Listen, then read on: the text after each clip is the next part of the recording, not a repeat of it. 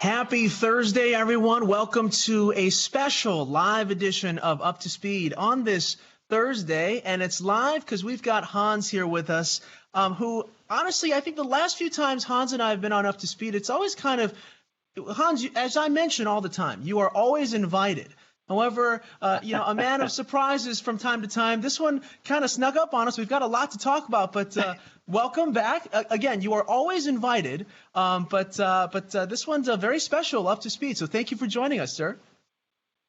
It's great to be here for the second time in 1 week. It's hard to get back to normality because, I like to be on Up to Speed, and I'm so happy that you invited me again, Andy. It tells a lot about you. It's great to have you. And again, I'm not inviting you. You are the man. You control when you're on Up to Speed. But we do appreciate you being here. And we've got a lot to cover and talk about. And just wanted to see what's on your mind today. I mean, there's a lot of news that we are going to mention later in the show. But just wanted to kind of see how you're doing and what's on your mind today. I wanted to start on a little bit on a more serious note. As we end in the Lunar New Year here, I wanted to speak about what's happening to our Asian American community and the horrific events we have seen there. It's not the case. It has no place in our society. The events that we have seen recently here in the US, but also in the rest of the world. I wanted to address that. I think it's not good at all, and we shouldn't see our society treating groups like that. And I wanted to talk about that today. I also wanted to say that, as I said last time, our purpose is so clear. We create the networks that move the world forward for everyone. And some of the values we have in there is, of course, diversity. It's equality for each and everyone. And these type of things has no belonging in our society. So I wanted to come out and talk about that because what we've seen the last couple of months, weeks here about what's happening to our Asian American friends and colleagues, and customers, society in general, it's not okay.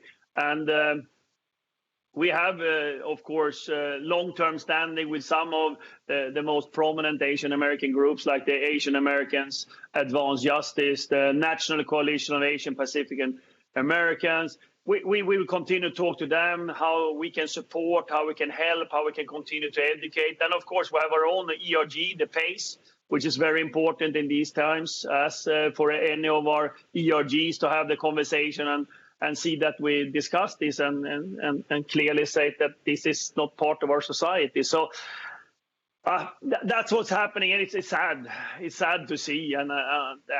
But clearly, I want to reinforce Verizon. This has no place in our company. Any discrimination for certain groups and how they be treated.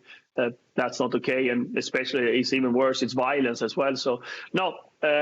We stand up for our diversity and for our core values. They should be there for each and everyone, regardless background and where you come from. So in these times, my thoughts are with the Asian Americans, and we will do everything we can to continue to support. But we stand firmly behind you, and this is not okay, not acceptable. Hans, it's bittersweet that we once again have to hear you talk about this, and we address this, but at the same time, it is so uplifting, and to feel the compassionate leadership, your love for all of our communities. As a fellow Asian American, I've been examining my own heart and my soul about this, and it's very difficult. Much like our V-teamers who watched what happened to George Floyd in the summer and examined their own hearts, I think many of our Asian American V-teamers are doing the same. We talked about this during the Lunar New Year celebrations briefly. We, of course, talked about how this is a time of resiliency in the Year of the Ox, and our kindness campaign comes to mind, how we can be just a simple act of kindness can change so much. Talk about why this is so important for you to make sure we sow the seeds of this kind of kindness right now because, I don't think companies have to do this, but from our conversations, Hans, like this is such a big part of who you are and who this company is. No, I get moved. All unfairness in society, I have a hard time to deal with that. And this is unfairness because who you are and what you do. I think that's things that I really dislike. And I also have a firm belief in that the diversity of a community, diversity of a company, diversity of society will always lead to better solution, peace, friendship, kindness. And that's, of course, it's also so important for Verizon. It's part of our DNA, and I lead Verizon, and I stand behind it 100% in every day I do it. And I've seen it myself. I mean, I've been living in 7 different countries or 6, whatever it is, and different cultures, everything different. And I have been sort of coming into community, being accepted. Everyone needs to be that, regardless where you come from. So for me, this is times where we need to stand up. V-teamers need to come together. We need to talk about it. I don't have all the answers. We know that. It's the same when we have Black Lives Matters. I didn't have the answers. But the outreach and the discussions with all groups becomes important because it's all about education. It's all about training, to learning, to understanding. You might have different opinions, but you can never have any discrimination for certain groups or different people. I mean, we need diversity, we need equality, we need to support the mankind regardless where you come from. So, no, and what we've seen lately here is, of course, with violence, it's even worse. And thank you, Hans, for that invitation to speak about this, because I personally was not only just saddened, but there was, frankly, hate in my heart when I saw this, because these were people in my community, and I imagined what my mother or my late father would have felt, and I think about that a lot. And so I want to take that kind of energy that you're exhibiting here and really reinforce and encourage everyone to think about your neighbors and the people around you and the communities that's in your vicinity, and get to know them better, because that's really the best way that we're going to battle this hate is with a deep, compassionate sense of love, not only for each other, but for our entire world. So, Hans, thank you very much. This is on a personal level. No, thank you, Andy. Incredible. As well, Andy, as you are part of this community, it's also great to hear how you are thinking about it, because ultimately it's about listening about the ones in the community and the ones out of the community, because that is creating the improvements that we need and the things that we need to resent in this society.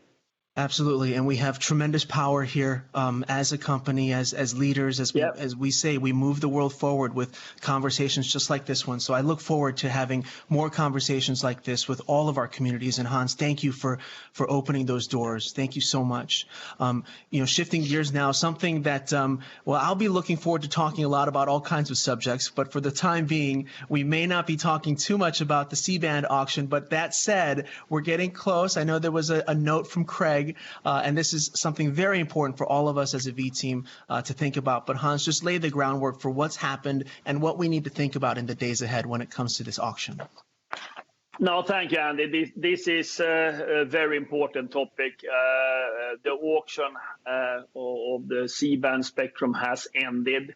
But that doesn't mean we can start talking about it. It's an anti-collusion period of 10 days before we can start talking about this. So I caution everyone, as Craig did, that this is nothing we talk about externally, nothing that I've talked about. We wait until we're clear to have a conversation about it, and then we will talk about it. So it's a very quiet period, the next 10 days, working days. And then we can talk about what it means for Verizon. But right now, I ask everyone to keep it to yourself and don't talk to anybody else about it. That will be a time for that.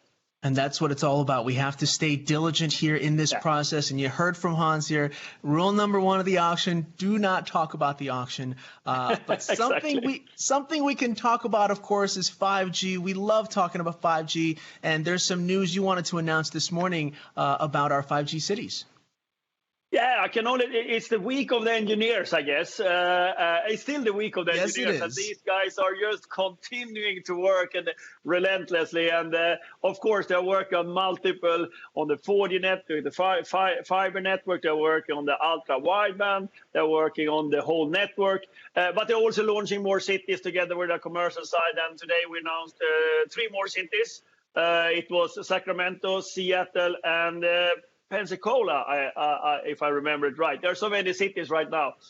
So now we have even more cities with ultra wideband. Of course, we have our nationwide covering more than 200 million people in the country, and then we have, as I always say, the best 4G in the world. So we just continue, and our engineers is doing a fantastic job out there. And as I said before, I mean, it's a lot of gratitude to the engineers, both in the field and for the planning and engineering team for making this happen, because it's a long chain of people all the way from supply and planning of vendors, doing it in the field and seeing that we operate and maintain and seeing that the IT system around it works. So to put our commercial side in the position to continue to have a great success. So no, it's a great that we see that continue, and we made some bold commitments for the year. Basically, we're going to roll out equally many ultra wideband sites this year as last year. So adding some 14,000, totaling 30,000 ultra wideband sites when the year is ended. And the team is, of course, off to a good start with this. So I thank them for that, and I'm excited over it. We continue to appreciate our engineers. So if you're watching, give them a standing ovation in your home office there or wherever you are. 5G nationwide, as you mentioned. There you go. Over 2,700 cities, 230 million people, 67 ultra wideband. And oh, by the way, Sacramento, they're also getting the latest 5G home internet equipment. You might remember that Sacramento was one of our very first 5G home cities. It's amazing to think about that time during our company's growth and where we are now. So it is absolutely awesome to see. And of course, on this National Engineers Week, we continue to appreciate and celebrate the work of our engineers. So thank you to all of our engineers. Hans, we covered a lot here. And again, just on behalf of just personally, thank you for addressing what you addressed at the top of the show. Wanted to just get your final thoughts as we wrap up here on this live Up to Speed. And once again, Hans, you are invited whenever you'd like. There's no invitation process. You are invited whenever. I'm going to show up soon again, I can tell you. I show up, I just force myself in. Round this up, and a couple of things. First of all, our credo becomes very important, and our core values in times like this. We have had a fairly long time now with a lot of things happening around us in our society. Everything from the COVID, which still is here and dangerous, the economical downturn, the effect on families. We have the attacks on the Black Americans. We have now on the Asian Americans. Unfairness in general for that. So it's a lot of things happening, and that's when you go back to core values, your families. Think about what do we stand for. And I can only say that we stand for diversity, equality. Everybody has an equal chance. We need diversity to be better. So we need to embrace, we need to show our better best to everyone around us. So I want to start with that. Then I want to come back to the COVID-19. And yeah, we see the curves coming down in the US, but not so much in other countries when it comes to COVID. It's so important right now when we see a light in a tunnel in many places in the world. The vaccine is there. Just keep yourself safe and healthy right now, because that's going to be so important. The last mile here, we have been suffering a long time. contact with friends, with families, with co-workers and all of that. So I just ask you to continue to have that. So you need to repeat that for yourself and your friends all the time, because you tend to forget it. I tend to forget it sometimes. Now it feels normal again. It's not normal. We are not in a normal state. So I won't say that to all of you. Then finally, as we had our Up to Speed here on Monday from the Leadership Forum, we continue to have discussion on Pulse. And one thing I tell to all the leaders and to all the employees right now, remember, the survey is as good as the action plans you do with it and the conversation you have around it. There might be things that are great that you want to work on and say, hey, this is great. We should actually continue with it. Might be areas of weakness. Hey, not clear our roles here, not clear what we're doing here, and we want to improve that. Regardless of it's positive or negative, it should be a conversation. And of course, I put a lot of pressure on the leaders. But to be honest, I also put pressure as the employees that you need to ask for it if you don't hear something, because we are in a company that everybody has a say, everybody's equal, and we need to have that conversation. So, but I get a good feeling from the Leadership Forum that leaders will go home and take that with them. And with that 87% or 115,000 employees that responded on the Pulse, I'm encouraged that we all want to make this company even better. And we have trust in each other that we will do something with it. So on that note, I thank you for inviting me to Up to Speed today. It's great to be here. And I'm excited to share a little bit what's happening in my life. I have a busy afternoon, I can tell you. A lot of different things we're doing in the company at the same time. So this gives me energy. And I hope it gets you energy to continue to strive and fight in a fairly complicated time in our world. So, Andy, thank you.